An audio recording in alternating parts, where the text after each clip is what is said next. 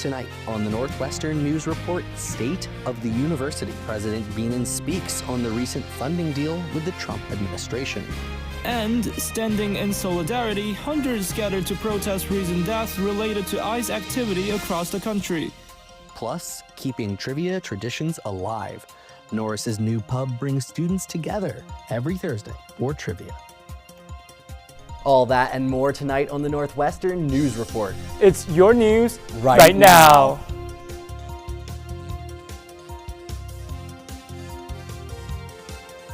Good evening and welcome to the first Northwestern News Report of 2026. I'm Alex Jung. And I'm Jonas Calderon-Blum. Interim President Henry Bienen announced last week that Eric Lawton will be Northwestern's next provost. This ends a 3-month provost search after Kathleen Haggerty announced she would step down from the position in October.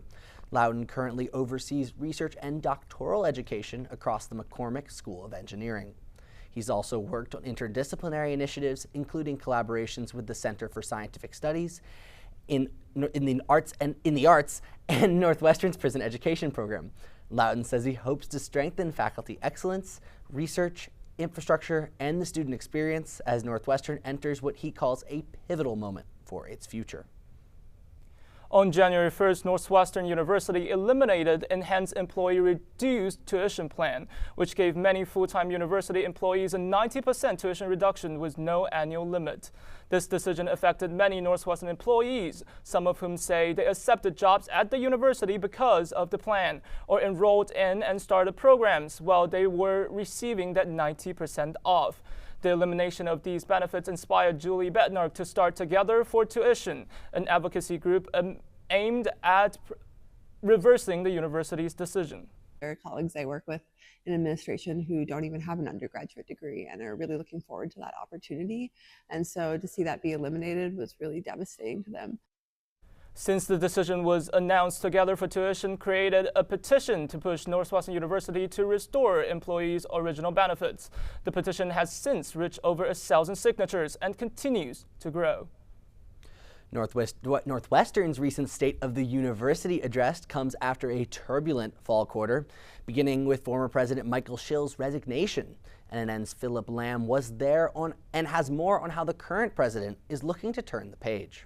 Past, if it were a difficult year, I wouldn't be here. President Henry Bienen giving his remarks about the state of Northwestern University, the speech coming after the November deal with the White House to restore federal funding. Is it everything that I wanted? No. Did we get what I thought under the circumstances were the best deal we could get? The answer is yes. Adding that the university maintained several red lines before signing the agreement, including autonomy in admission and employment practices. Not somebody the federal government appointed monkeying about in our business. But regretting other concessions made to the Trump administration. I tried very hard to get any language about transgender operations out of the agreement. The federal government never gave us a list of specifications of something they thought was wrong. Bienen later responding to audience questions, including NNN's, about students who might be adversely impacted by the deal. What do you say to student groups on campus who feel that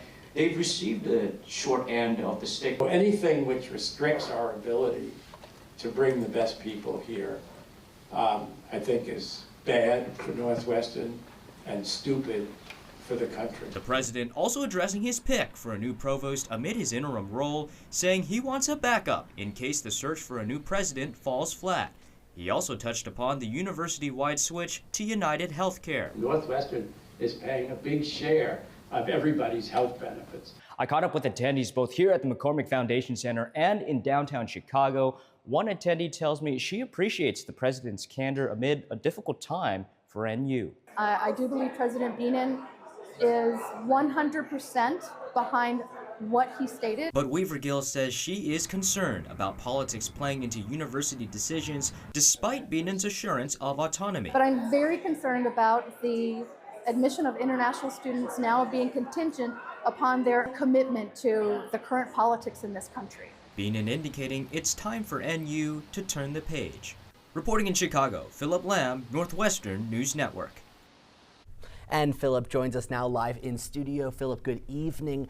I want to circle back to what the president said about the funding deal. He mentioned that NU has the legal option to pursue legal action against the federal government's funding freeze. Any indication from the address why this was not the case? Thanks, Jonas. Good to be here. President Bienen explained that he was against this particular course of action because of the uncertainty coming from the Supreme Court. He labeled the potential legal battle, quote, a toss-up. And this is a case that likely would have made its way up the courts as the Trump administration appealed lower court decisions. Here's what's interesting, though. We've already seen this play out partially. In September, a federal judge ruled the Trump administration unlawfully froze over $2 billion from Harvard University. Harvard, of course, was a handful of universities choosing to sue the federal government rather than strike a deal. And while we saw other institutions follow suit, for Bienen at least, this was a risk too high to pursue. And you attended both remarks here on campus and in Chicago. What are the students taking away from this address? Well, the president is really trying to smooth that transition to the next president. He said it himself. He's serving a temporary role. He wants out by commencement. And so this address really, if anything, is to say, despite the controversy surrounding the funding deal, that NU should be in good hands. He's encouraging the community to move forward. Philip Lamb, thank you so much for joining us. The race for Illinois' 9th congressional district is heating up, with a key endorsement dropping last week. Current Representative Jen Schakowsky threw her support behind congressional candidate and Evanston Mayor Daniel Biss in a video statement to X. Schakowsky is saying, quote, "I've seen a lot of politicians talk, but Daniel Biss delivers."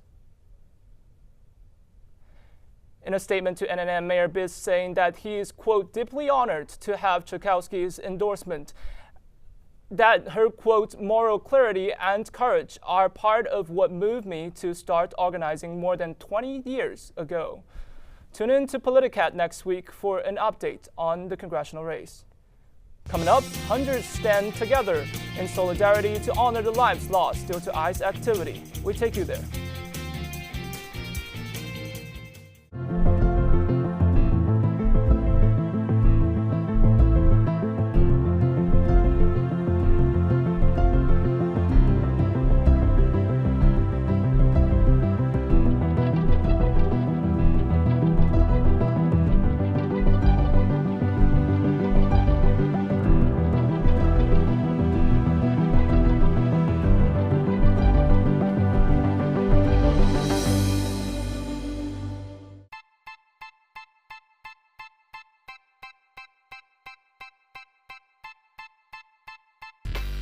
My relationship with Giannis is unique. We're from the same country, we're from the same city.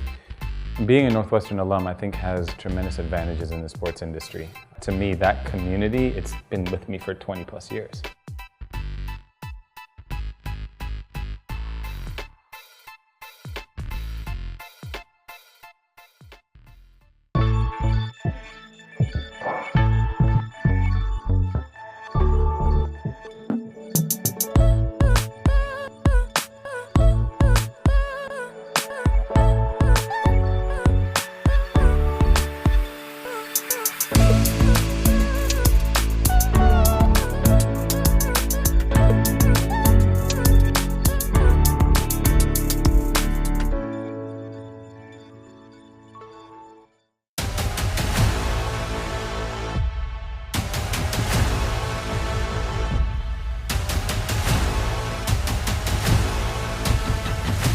Ready, set, piano!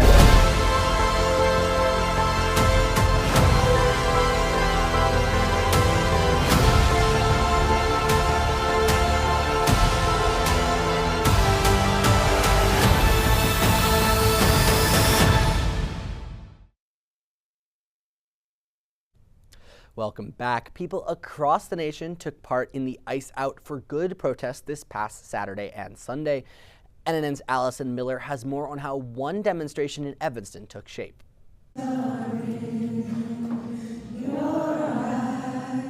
These hundreds of Evanstonians gathered Sunday to honor the people who died in Immigration and Customs Enforcement custody or during ICE enforcement activity. We're here to honor and to humanize the lives taken by ICE. That's the main goal. And to show the people of the United States that this isn't normal and this is not okay. Just last week, 37-year-old Renee Nicole Good was killed by an ICE agent in Minnesota.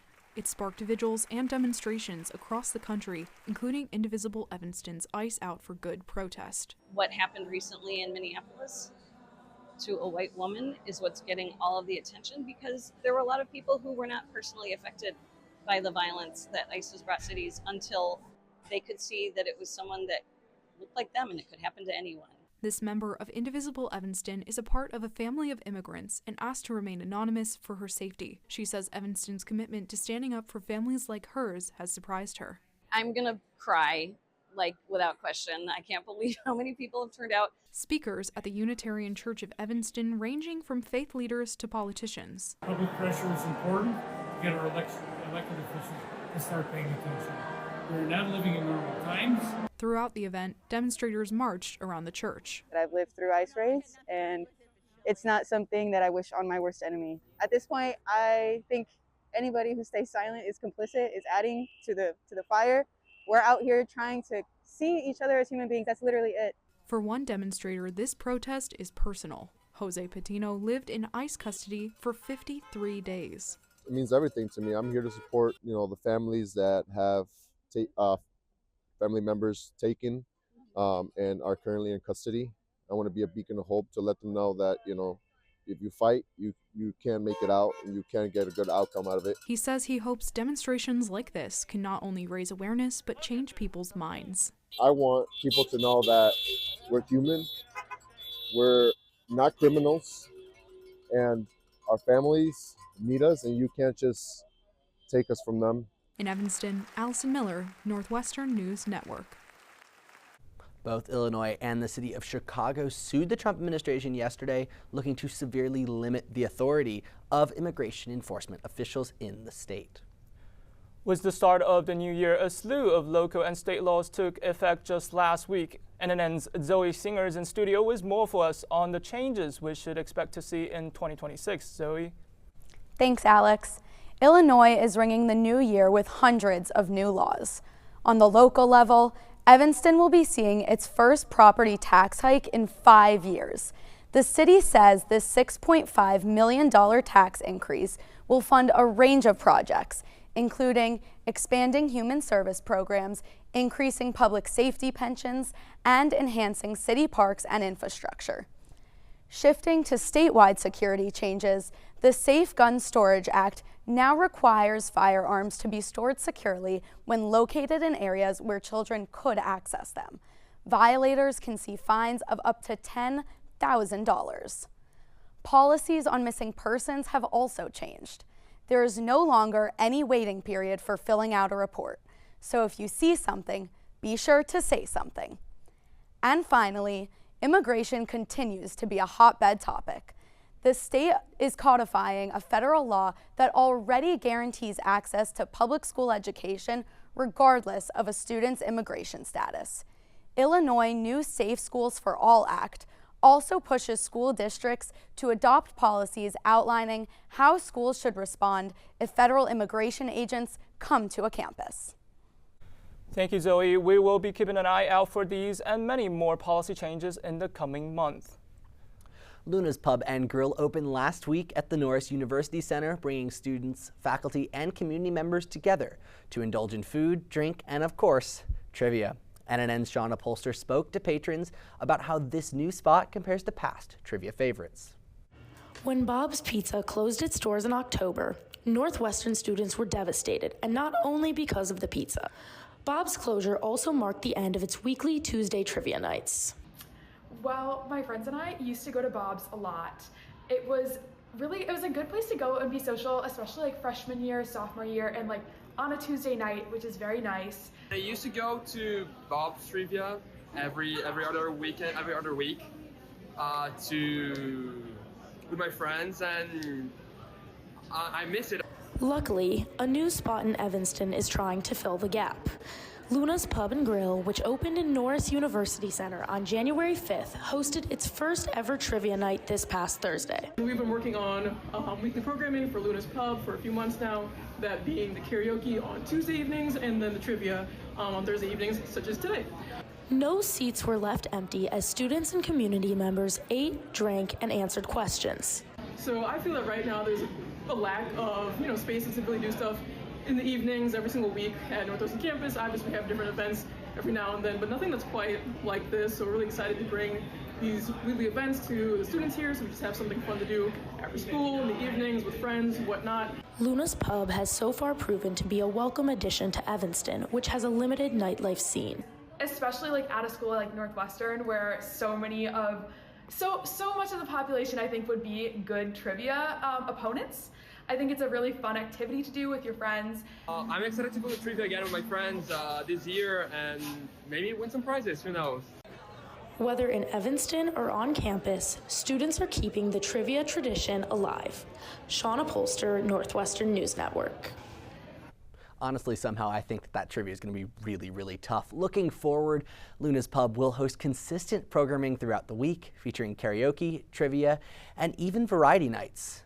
And coming up next, an inside look at a possum garage startup, bringing people closer together. We'll be right back.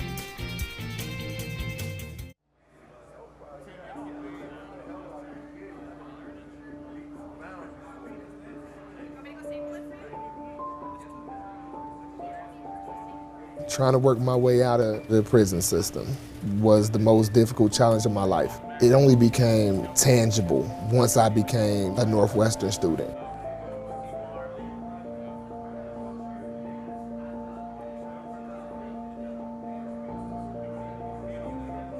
One, two, three, four.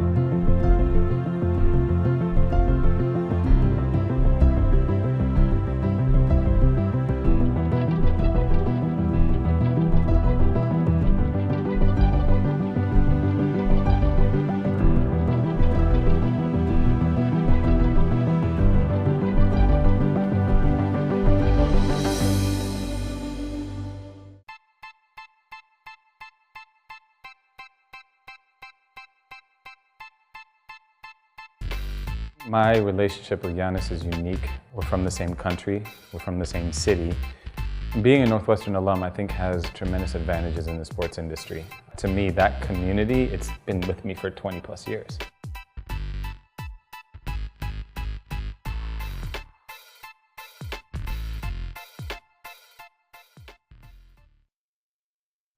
Welcome back. We started the quarter with some warmer temperatures, but now, it's feeling like classic Evanston winter. It really is feeling like winter. I was enjoying those few moments left without a jacket, but NNN's chief meteorologist, Emmanuel Perez Martinez, joins us now in studio with the weather. Emmanuel?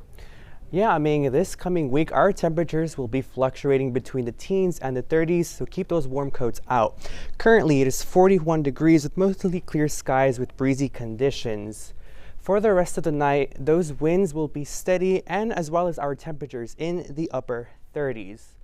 Looking at our temperatures across the area, we're mostly experiencing temperatures in the 40s. Here in Evanston, it is 41 degrees. In downtown Chicago, it is 40 degrees. Out in our western suburbs, it is 40 degrees in Elgin and 41 degrees in Naperville. Now, taking a look at our regional weather radar, for now we are under the clear skies, but as the night goes on into the morning hours tomorrow, this cold front over Wisconsin will pull south towards our area, allowing for those overcast skies and windy conditions in the early morning hours of tomorrow. Onto our 5-day forecast. Starting off on Wednesday, 39 degrees will be our high with winds upwards of 25 miles per hour with cloudy conditions. Thursday, starting off our morning with clear skies, then transitioning into cloudy skies with temperatures with 25 degrees. Then Friday, our temperatures are back in the 30s with a high of 34 degrees. With cloudy conditions, we can't rule out for a chance of some late night showers, snow showers, and into Saturday early morning. Cloudy conditions on Saturday with a temperature as high as 27 degrees. Sunday, we welcome those bone-chilling temperatures with a high of 19 degrees and a wind chill as low as -2, so bundle up. Thanks, Emmanuel. I guess we're in for some windy days ahead after all. Yeah, but some students, they embraced the cold this past weekend with Winterfest at Norris. NNN's Linda Montejo Bartolon checked out the event featuring warm treats, games, and cool prizes. As we swing into the new year, Norris offers a warmer welcome to winter quarter. Sponsored by student organizations and activities in Norris University Center, the event featured axe throwing, mini golf, and even bingo, where students had the chance to win fun prizes. Sort of like a bond forming experience. Nice time to build those memories and become more accustomed to the school. With about 400 people in attendance, new and returning Wildcats gathered indoors to reconnect with friends. Event organizers say the turnout reflected the need for low-cost events for students during the winter season. Chicago can be very expensive, and I feel like it's a very accessible way for students to hang out, do something fun. Daniela Caceres is an undergraduate assistant for SOA and helps organize student-focused programming. Especially for people who are from warmer climates or kind of away from home, I feel like right after the holidays it's a little more hard and dealing with the cold and everything. I think it just helps students have a place where they can do all these things and not have to spend money. First-year student Aronaya Nikachu agrees. She says winter quarter can feel isolating, and events like this make it easier to adjust back to life on campus. It's super nice to come back out here and be able to see the new things that Northwestern has, because I feel like coming out here and not being welcomed in the space is kind of it gets a little depressing in winter and stuff like that, so having fun events like this makes it more attractive and fun. While the temperature stayed cold outside, the competition and fun stayed indoors. Linda Montejo Bartolon, Northwestern News Network. SOA says they will continue to offer events for students to connect during the year, including through their Passport program. Garage startup and relationship building app Ricat is celebrating its launch anniversary this month. NNN's Chris Kim hits pause and scrolls back on the app's development. During her first quarter at Northwestern, CESP fourth year Ashley Guo noticed her friends' difficulties being away from their partners. I was thinking if there's a way that maybe I can do something to help make it easier for people who are in long-distance relationships. Beginning as a garage startup for a virtual notes app, Guo's idea has grown over 3 years, gamifying the experience by adding a pet care feature. McCormick sophomore Siddharth Agraval is one of 20 team members working on the app today. The cat is basically a metaphor for your relationship, and growing the cat and sending letters of gratitude to each other, you're basically growing your relationship. App users can send their partners messages to earn fish points, which can buy treats to keep their cats happy. The app also provides prompts for inspiration on what to send. Those prompts can also hopefully give couples a sense of something new every day that they can look forward to. Navigating between school and startup work, Agraval attributes the app's success to team unity. We make it a very big thing as well when we're interviewing new people to join the team, that, hey, this is our goal. Are you aligned with it? Right? And I think that's one of the biggest reasons that we have managed to stay successful. Approaching 1 year after the beta launch, the team is looking to expand the app and its community. When we think about relationships in general, it can be family, it can be friends. And if we, in the future, can make this more accessible and more applicable for other sorts of relationships, I think it'll be even more impactful and beneficial for our users. Perfecting the space for long-distance relationships. Chris Kim, Northwestern News Network. Ricat is available to download on the Apple and Google Play Store. The team says Ricat will receive its first of 3 updates for the year this week. Coming up, a Greek and American bakery has popped up in Evanston. See everything it has to offer.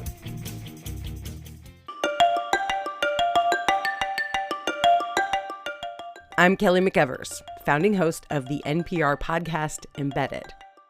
I'm James Edwards, host of the Unresolved podcast from Frontline.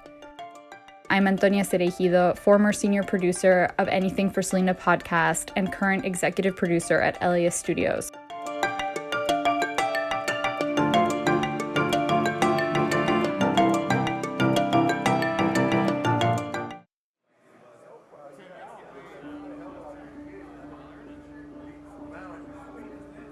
My narrative, since I've been locked up and kind of made my transition, has been like redemption, accountability. When I come into the classroom environment, every individual that sits amongst me takes education seriously.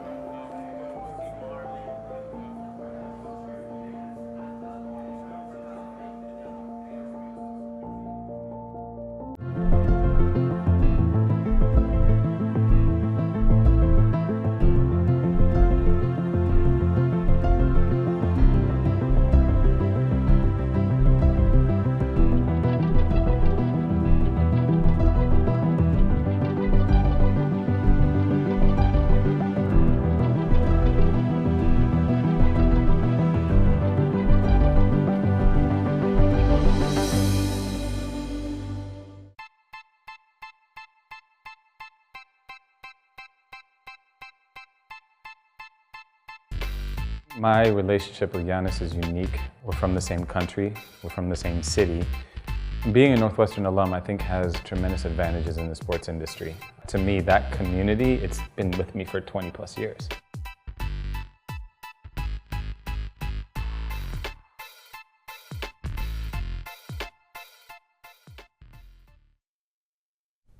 Welcome back. A new sweet treat spot has set up shop in Evanston's. NNN's Morgan Lawson Mall takes us to the family-owned creperie, offering more than what meets the eye. Crepe O'Clock is a new family-owned business offering a variety of Greek and American pastries, dishes, and drinks. I am the owner with my husband and with my two boys, Chris and Peter. Leonidas is the cook, my husband. Stratikopoulou shared her family's journey of moving from Greece to the U.S. and why they were drawn to Evanston. When we moved to U.S. 11 years ago, we saw at the end of Dempster a little blue sign. So we said, oh my God, this is sea. And my husband said, there is no sea here. It's probably the lake, right? So we went at the end of the Dempster and we saw the lake. We have two dogs, so we live by the sea in Greece. So when we saw the blue, it reminds us of Greece a lot. And we said, okay, we are gonna move to Evanston. From there, the family found the perfect spot for their cafe, 601 Dempster Street. My husband said we need to use a lot of our imagination because it was completely different, that restaurant, from what we were imagining of being. And I said, I believe that we can give it a try. The cafe creates positive interactions with customers and provides a refreshing community atmosphere. It's a lot of fun to see that, like, the owners, Vasi always comes and talks to people, and it's just like lovely. And everyone just absolutely adores it. So it's amazing to see the whole community coming together to support a new restaurant. Crepe O'Clock stands out for its wide range of offerings. Our croissant, you can find croissant wherever. We are bringing them from Paris. So it is, even the croissants, they are different. We do have toast like all the other places. We have strapazzata toast, which is homemade the sauce with red sauce, onions, and there are things that it's for everyone, but at the same time, it's unique. Customers are enjoying the cafe so far. I was here once last week just for coffee. It was great, and they were just getting started, and so I decided to try it again today for lunch because I like to support new businesses in Evanston and wish them well. For those in search of a new study spot or a delectable treat, Crepe O'Clock just might be the place. Morgan Lawson Mall, Northwestern News Network. Crepe O'Clock has plans to open a patio soon and introduced a student discount for Wildcats. Now, Alex, have you ever been to any of the dessert spots in Evanston? I'm a big fan of Paris Baguette. That's a classic. I mean, it really is good. Well, that's about all the time we have for tonight here on the Northwestern News Report. From all of us here at NNN, we're excited to spend another quarter with you. I'm Alex Jones. And I'm Jonas Calderon Blum. Good night.